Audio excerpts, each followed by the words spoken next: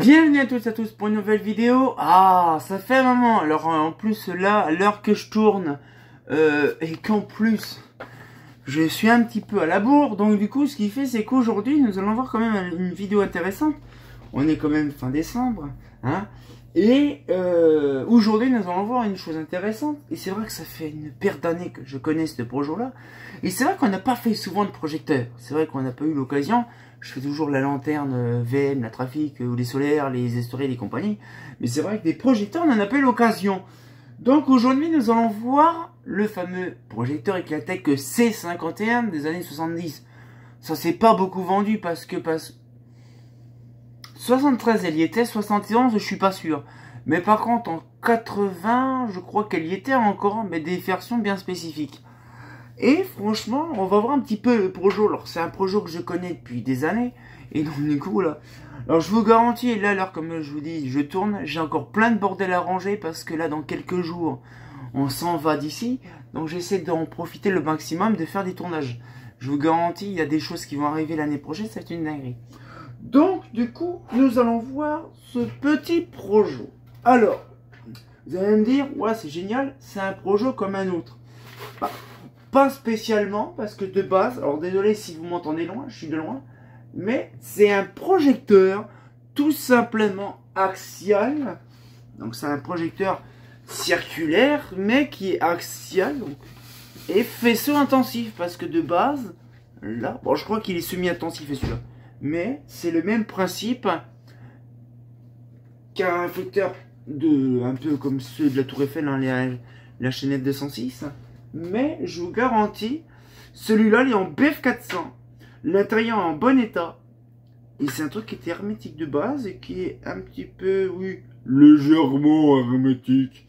Mais non, je vous garantis, je voudrais le refaire celui-là parce que c'est un projecteur que j'ai connu il y a une paire d'années. Et en fait, celui-là, on a, comme beaucoup de réglages, un réglage ici, donc il y a une vis qui se défait, et on a une tile, en fait, qui recule et qui avance, qui permet, à dire, de régler la douille. Et c'est vrai que ces projecteurs-là sont destinés... Ah, une petite bandille. Hop. Ces projecteurs-là sont destinés, la plupart du temps, on va dire, pour, comment, un système... Oh la vache, putain, il y a la prix de tarif, la machine, ça se voit que ça fait un moment qu'elle a été traînée dehors. Alors, je l'avais refaite il y a quelques temps en arrière.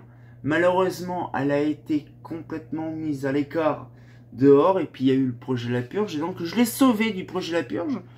Un petit projecteur éclaté. Alors, par contre, j'essaye de trouver un moyen. En fait, c'est tellement fat. Je vais reculer un petit peu. Yes. Voilà. Et en fait, voilà un petit peu le bousin. Alors, franchement, c'est ultra simple, vous voyez. Hein. C'est un truc qui est très rudimentaire. Que de l'alu, à part bien sûr le bras, donc, la lien, qui est en acier. Mais c'est un énorme cône, on va dire, en alu. Qui a été avec deux trucs en alpax. Les boulons, ils sont à moitié éclatés. Bon, ça se refait. Hein. Ça, c'est des boulons, ça se refait. Mais par contre, leur procédé est très rudimentaire sur ça. C'est qu'en fait, ils ont mis donc une espèce de boulon et une espèce de charnière qui défait, on va dire, le truc. En fait, on n'a vraiment pas de choix par ça. Parce que sinon, on peut pas vraiment sortir la lampe. Et donc, du coup, ce qu'il fait, c'est que ce projet, malheureusement, n'est pas appareillé. Mais franchement, c'est un truc que j'ai connu il y a à peu près depuis 2007. Il y en a une qui était peint, on va dire, je crois que tu n'es même pas peint, qui était un peu couleur alu comme ça. Mais franchement, hop là. Donc, vous imaginez quand vous ayez là 400 watts de puissance, on le voit très bien, allez, là le flux, allez. On a sur le côté, et dès qu'on on est en face, paf, on a vraiment toute l'entièreté de la BF, on va dire, qui s'allume. Et voilà. Donc vous allez me dire, ça sert à quoi l'utilité d'un projecteur axial ou un projecteur circulaire, hein, ça dépend comment vous l'appelez. Les projecteurs axiales ou les circulaires, en fait, c'est basé plus sur un point précis et non comme un projet qu'on a l'habitude de voir comme un Shuka, par exemple une Mazda Shuka ou un Philips. Ça dépend lesquelles versions, parce qu'en fait on a plusieurs procédés également dans l'éclairage de projecteurs, hein. Et donc on a le faisceau axial, on a le faisceau large en intensif et en extensif, et on a également aussi en version comme ça de l'intensif et l'extensif. Donc là c'est une version, je pense à mon avis, qu'il est semi-intensif, parce que le réflecteur il n'est pas un miroir. Sur le Philips que j'ai, C'est un projecteur axial faisceau extensif. Parce qu'en fait, on a la vitre qui est, on va dire, satinée. C'est vrai que le projecteur là, Philips, je l'ai encore, heureusement. Parce que SHP 1000, je vous le garantis, ce sera une dinguerie de vous en faire découvrir un en fonction. Mais franchement, c'est ultra léger. Si vraiment on retire la lyre, c'est ultra léger. Mais pour mon avis perso, les projecteurs axiales, c'est bien justement pour éclairer un point précis. C'est vrai que sur le coup, c'est pas ça qui va donner un flux large à certains endroits. Mais on peut pousser le vis à régler, on va dire, la douille. En mettant pas, bien sûr, une BF, c'est pas possible. Mais en mettant genre une iodure ou une couche comme ça. Et d'avoir un faisceau bien droit comme un laser. Mais franchement, ce serait intéressant de voir ça. Alors, du coup, je me suis décidé l'année prochaine, celui-là, je vais le garder, de le refaire proprement et de le faire un petit allumage de fonction, voir un peu ce que ça donne.